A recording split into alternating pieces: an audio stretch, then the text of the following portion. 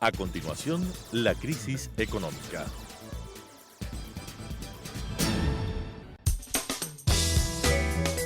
Clasificación B, bajo supervisión de un adulto.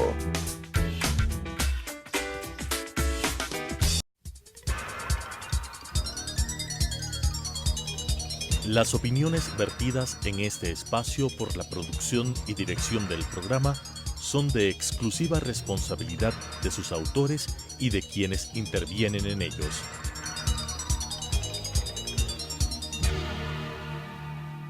Telesucesos Canal 29 UHF presenta La crisis económica, asuntos de tipo económico, financiero, fiscal, competitividad, sector externo, cómo restaurar los equilibrios macroeconómicos del país, cuáles son sus soluciones para restaurar no solamente los equilibrios, sino iniciar la recuperación económica que todos los ecuatorianos queremos en este país, con la conducción del economista César Robalino Gonzaga.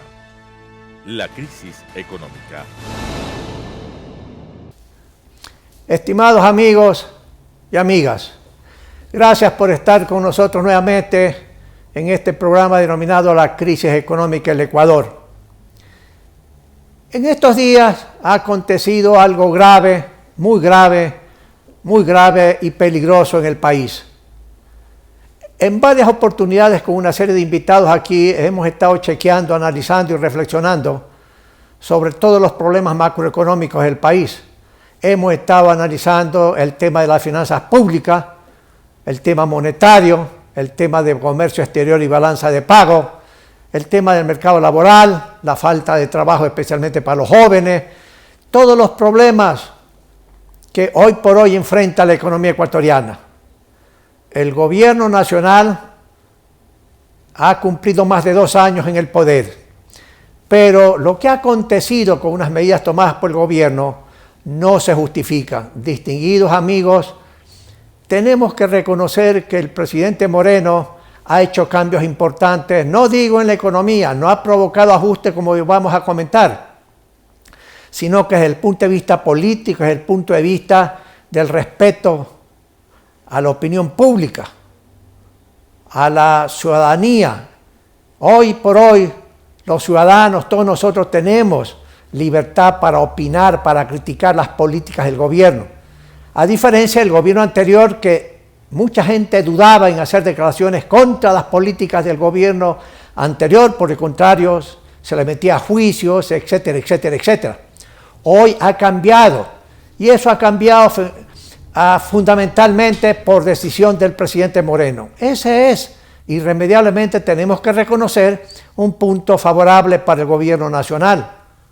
Hoy por hoy ya no se persigue como se perseguía anteriormente a una serie de comentadores, o sencillamente se amenazaba con cerrar frecuencias a tal canal de televisión o a tal medio de comunicación, quien quiera que sea, radio o no radio. Hoy por hoy se respira un ambiente de una naturaleza diferente que en el gobierno en la materia que estoy comentando. Y eso naturalmente es asegurar paz y tranquilidad en el país. Pero lamentablemente el gobierno también en el área económica, como varias veces hemos indicado en este programa con nuestros invitados, no tomó en consideración la necesidad de hacer las reformas económicas que el país requiere, que la economía requiere. Perdió tiempo más de 2 años.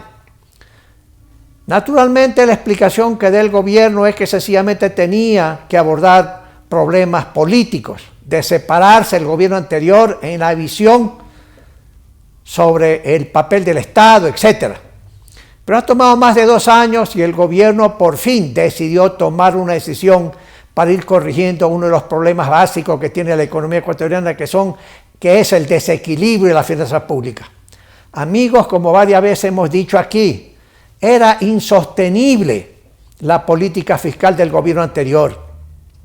Posiblemente muchos de ustedes digan, bueno, ya no se puede echar la culpa y la responsabilidad al gobierno anterior después de 2 años. Es posible. El gobierno se atrasó, sí. Desde el primer mes del gobierno del presidente Moreno debe haber tomado medidas de ajuste, como en este programa lo hemos mencionado muchas veces, y decirle al país la situación en que recibía la economía ecuatoriana por parte del presidente Moreno. Lamentablemente, por razones X y o Z, mencionadas anteriormente, una de ellas, sencillamente, el gobierno no tomó las decisiones. Y hoy, a los efectos de ir corrigiendo los problemas del desajuste que tiene la economía, o como llaman los economistas, los desequilibrios, tomó una decisión. Y esa decisión ha habido reacciones. Amigos, tenemos derecho de criticar, tenemos derecho sencillamente de reclamar, sí. Nadie nos puede negar ese derecho porque en un país democrático como el Ecuador, sencillamente nadie. Y la Constitución nos permite criticar, nos da el derecho a opinar. Y si es necesario, salir a las calles en forma pacífica. Pero lo que ha pasado en el país, sigue pasando, no es razonable. No se puede promover la anarquía ni el caos en el país. Peor, el vandalaje. Peor, sencillamente, el que una serie de personas, aprovechando las oportunidades actuales en que atraviesa este momento sumamente delicado y grave del país, sencillamente entran a los almacenes, rompan puertas y se lleven una serie de bienes, televisores o lo que sea. O que rompan, destruyan los cajeros automáticos. No se puede destruir la propiedad privada, ni se puede destruir los bienes públicos que es de todo el país, de todos los ecuatorianos porque pertenecen al Estado. Eso no es justificable.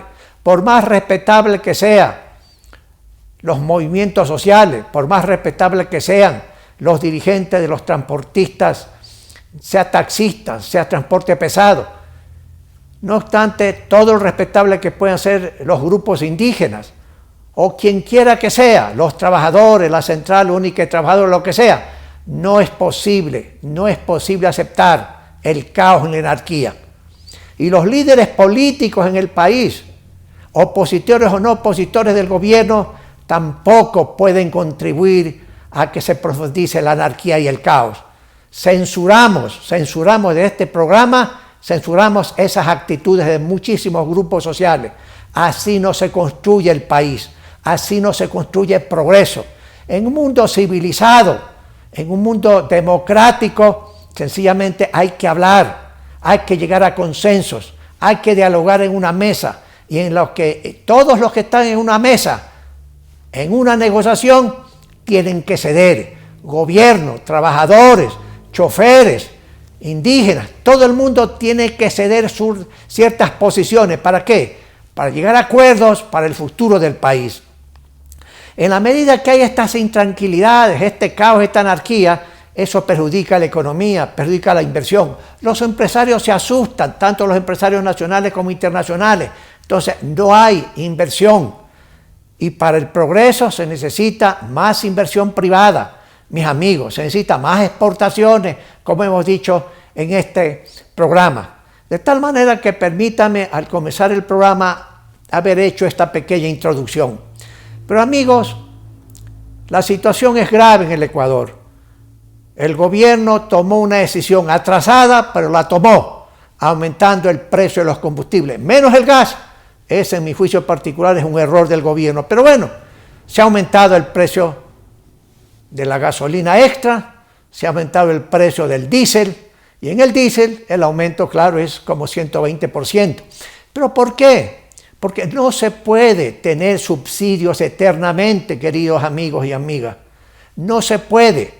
Y el precio de los combustibles, si mal no recuerdo, se ha mantenido casi como 16 o 18 años estables.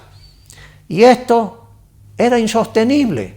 No se podía seguir sosteniendo ese nivel de precios y ese nivel de subsidios. Los subsidios sirven para ciertos propósitos, sí, pero los subsidios también no pueden ser eternos. Gobierno que cree que puede tener subsidios hasta el fin del mundo, eso no es sostenible, eso no funciona. Igual que un empresario privado quiere que el gobierno lo subsidie eternamente. Para que un empresario privado dependa exclusivamente para sobrevivir de un subsidio, es mejor que cierre la fábrica o cierre el negocio. Pero amigos, sencillamente, esta decisión, en mi juicio personal, y aquí lo hemos dicho, y se ha recomendado en este programa con nuestros invitados, de que había que subir el precio de los combustibles, inclusive el gas. El gas se ha quedado en ese precio, y el presidente ha sido muy franco a decir, no vamos a aumentar el precio del gas, punto. No vamos a proponer a la Asamblea un aumento del IVA, ¿ok? De acuerdo, esas son decisiones presidenciales y decisiones políticas. Pero señores, la medida está tomada. Hay presiones por parte de una serie de grupos sociales muy respetables, como la CONAI, por ejemplo, o la Central Única de Trabajadores, distinguidos ciudadanos, sí, pidiendo que antes que entrar a negociar o sentarse al diálogo con el gobierno, debe eliminarse la subida de los precios de los combustibles. Esos pedidos y esos planteamientos no son razonables. La medida está tomada y la medida tiene que permanecer tal como está. El gobierno y el presidente Moreno no puede ceder bajo ninguna circunstancia en esa materia. Porque si el presidente decide, mis amigos, reducir la medida o eliminar la medida tomada, tendremos problemas mucho peores. Amigos, les cuento tan solo, o les recuerdo tan solo algunas cifras que hemos visto en este programa en materia de finanzas públicas. El tamaño del Estado es enorme. Antes del gobierno anterior, antes de que entrara a la presidencia el señor Correa, si mal no recuerdo, el número de empleados públicos de lo que era el sector público no financiero eran de 330,000 personas aproximadamente. Hay algunas personas que calculan que hoy por hoy el Estado tiene como 800,000 empleados públicos. Otros dicen que hay 630, 640,000 empleados públicos. Cuando hablamos del sector público o financiero, hablamos del gobierno general. ¿Qué significa eso? El gobierno central, los ministerios, las empresas estatales, las secretarías técnicas A, B o C, ¿verdad? Empresas estatales como Petroecuador, Petroamazonas, el CNT, TAM, etcétera, etcétera. Y también, pues, municipios, consejos provinciales, etcétera. Todo eso implica el gobierno general. Entonces, el número de burócratas, el número de empleados públicos, más que se duplicó en el gobierno anterior. Y eso era insostenible, es insostenible. Y el gobierno, lamentablemente, por un gran sentido social del presidente, no ha estado sencillamente eliminando el monto total en que se va del pago de la nómina. En el sector público no financiero, gobierno general, el año pasado, si mal no recuerdo, y aún las cifras actuales indican que hay en nómina más o menos 11,000 millones de dólares, 11,500 millones. El gobierno central en el presupuesto del Estado, si mal no recuerdo, estaba alrededor de 9,500 millones. Ese gasto en nómina en estos 2 años del gobierno del presidente Moreno ha estado subiendo lentamente. Hoy se detuvo, ya no suben la nómina. Y eso es positivo, pero es insuficiente. Hay una cantidad enorme en exceso de burócratas en el buen sentido de la palabra. Y como hemos dicho en este programa, no estamos sugiriendo que se cancelen a médicos, a enfermeros, a profesores, por ejemplo. No, ni a soldados, ni a los policías. No, eso es una necesidad vital para el país. Pero hay empleados administrativos, como por ejemplo en las 2 empresas petroleras que varias veces lo hemos mencionado aquí, que hay una cantidad importante de personas que están en exceso. Y así hay empresas estatales. Y eso implica ineficiencia de esas empresas estatales. Entonces hay que poner orden en eso. Y ahí es donde el gobierno también ha sido lento, muy lento en tomar decisiones. El ajuste, aparte de la medida del aumento del precio de los combustibles, se ha venido dando por una reducción drástica de la inversión pública. Y varias veces hemos dicho, amigos, que ese es un error del gobierno. El país necesita inversión pública, necesita caminos vecinales, necesita más agua potable, más alcantarillado en una serie de ciudades en las que buena parte de la población no tiene esos servicios públicos. ¿Sí? Se necesita un programa masivo de proyectos de riego pequeños, los grandes que queden para el empresario privado. O sea, la inversión pública no puede seguirse reduciendo en la forma en que el gobierno lo ha concebido. De tal manera que habrá que corregir una serie de temas de política pública. Pero señores, Lo que es conveniente aquí, no obstante las posiciones de algunos grupos sociales importantes, es sentarse a dialogar. Y lo conveniente por parte de los dirigentes respetables de la CONAI, de la Central de Trabajadores, de los choferes, de los taxistas, etcétera, es sentarse junto con 2, 3 o 4 líderes políticos, con el presidente y sus asesores. ¿Para qué? Para debatir el camino hacia dónde hay que ir, el derrotero hacia dónde hay que ir, ¿sí? Pero no se puede pedir al presidente: me reúno contigo, pero previamente elimina las medidas del aumento del precio de combustible. Eso no es razonable, estimados amigos. Entonces hay que dialogar en una sociedad democrática, civilizada.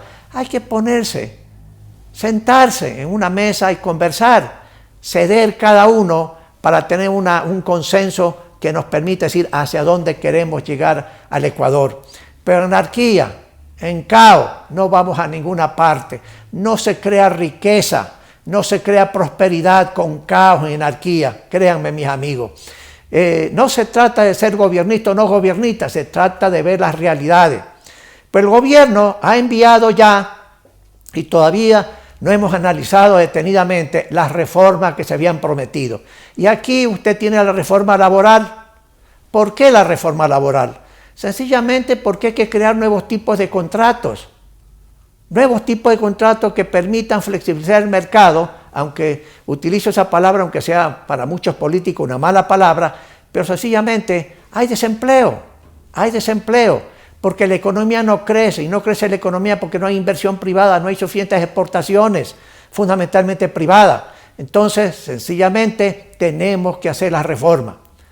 Y aquí hay varias sugerencias que contiene ese proyecto de ley, que ojalá la Asamblea Nacional pueda sencillamente aprobar ciertas decisiones que sugiere el gobierno en esa materia para poder crear las condiciones. ¿Para qué? Para crear más empleo. Y amigos, hay irremediablemente que crear más riqueza, pero hay que crear más riqueza en forma tranquila, en forma pacífica, sin que desde la política se obstaculice al empresario privado esa creación de riqueza y de prosperidad. También es necesario indicar lo que en un otro programa hemos dicho aquí. Se necesita una reforma al sistema monetario para fortalecer la dolarización. No se puede crear condiciones para que se debilite el sistema monetario de la dolarización. Asimismo, hemos indicado que está a la espera una reforma al sistema de pensiones. Y eso le va a interesar a todos los trabajadores, no solamente a los pensionistas. Es necesario corregir una serie de situaciones. Fíjese, en el Seguro Social ecuatoriano, cuando entró el gobierno del señor Correa, había una cantidad pequeña, por decirlo así, de empleados. Pero en los 10 o 11 años del gobierno anterior se triplicó el número de funcionarios y empleados del Seguro Social ecuatoriano. Naturalmente que una de las razones por qué aumentó el número de médicos es porque en el gobierno anterior se decidió que todos los hijos e hijos de los afiliados al Seguro Social ecuatoriano podían ir a los hospitales del Seguro Social a hacerse ver, recibir medicina gratis, la consulta médica gratis. Y eso creó una demanda extraordinaria de servicios del Seguro Social ecuatoriano en materia hospitalaria. Pero eso se hizo en el gobierno anterior sin financiamiento, y por eso es que se han comenzado a consumir las reservas del Seguro Social, amenazando con una situación enormemente difícil. ¿Por qué? Porque el día de mañana a lo mejor los aportes que se tienen para alimentar a lo que es el sistema de pensiones sencillamente no vayan a alcanzar. Eso fue un acto irresponsable del gobierno anterior y habrá que corregir. Y esa materia sencillamente también va a interesar conversar ¿con quién? Con los líderes sindicales, con los líderes del grupo indígena, con los empresarios. Hay que llegar a acuerdos también en esa materia. Si no llegamos a acuerdos, estimados amigos, en el país sobre el derrotero hacia el futuro, inclusive con una serie de personas respetables que son presidenciables y que el día de mañana quieren ser presidentes del Ecuador, también tienen que estar en una otra forma, en una reunión, a los efectos de llegar a consenso. No tiene sentido esa afirmación que hace cierta gente que sirvió en el gobierno anterior. O se caen las medidas o se cae el gobierno. Eso es un aviso de desestabilización política y no se puede permitir. El gobierno y el presidente han firmado un estado de excepción acertado, y el estado de excepción, las fuerzas internas y externas del Estado, como son la policía y las Fuerzas Armadas, tienen que seguir haciendo su trabajo. Hay que impedir sencillamente todos aquellos obstáculos en las carreteras que no permiten el buen abastecimiento de los alimentos. Los precios están aumentando, sí, pero desde el punto de vista técnico y real, la inflación no debería subir sino muy poco. La inflación ecuatoriana, como ustedes saben, queridos amigos, según el índice de precios que calcula el organismo público correspondiente, está casi en cero. O sea, prácticamente no hay inflación. Estas medidas del gobierno en que afectan a la estructura de costos, sí, porque suben las tarifas, tienen que subir las tarifas y suben el precio de los combustibles, y tienen que subir las tarifas en forma razonable, dependiendo del efecto que tienen en la estructura de costos para la industria del transporte. Y todo eso en la cadena de valor tiene que subir algo los precios en los supermercados, en los mercados populares, pero no en la forma que está haciendo debido a la especulación. Hay que detectar quiénes son los especuladores, y esos especuladores tienen que ser sancionados con todo el rigor de la ley. No se puede permitir la especulación, y el presidente da órdenes a los intendentes de policía, etcétera, etcétera, a que controlen. Y naturalmente que los controles en estas circunstancias pueden funcionar en el corto plazo, pero con controles de precios no funcionan en el mediano y largo plazo. Esperemos, en este programa esperemos que sencillamente vuelva la sensatez de los grupos sociales que hoy han estado en las calles, en las carreteras, obstaculizando el transporte.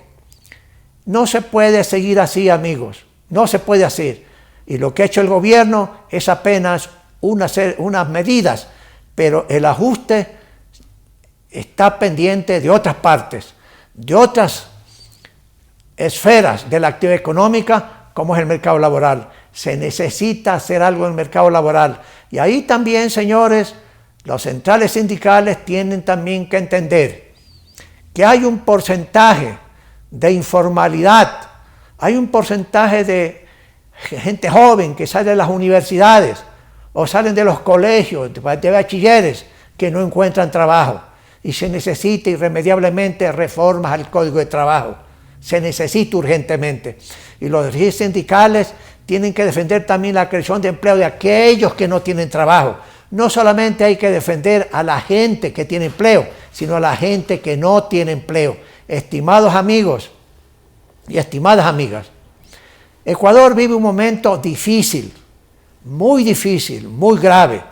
No podemos desestabilizar al Ecuador, políticamente hablando. No se puede desestabilizar al gobierno, queridos amigos.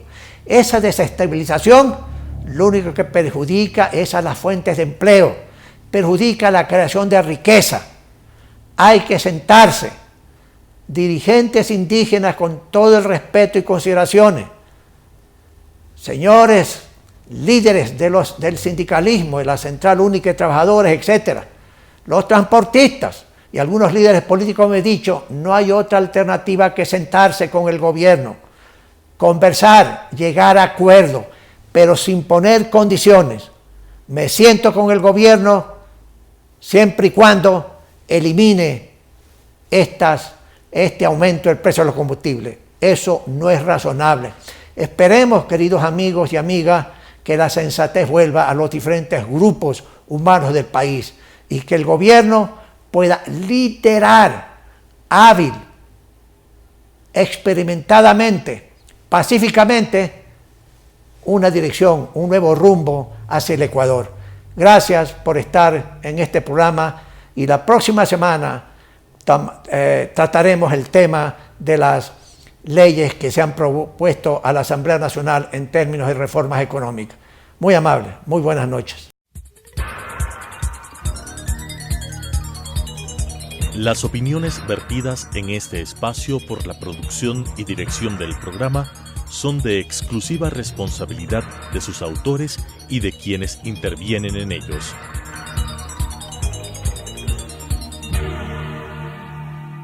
Telesucesos, Canal 29, UHF presentó La crisis económica, asuntos de tipo económico, financiero, fiscal, competitividad, sector externo, cómo restaurar los equilibrios macroeconómicos del país, cuáles son sus soluciones para restaurar no solamente los equilibrios, sino iniciar la recuperación económica que todos los ecuatorianos queremos en este país, con la conducción del economista César Robalino Gonzaga.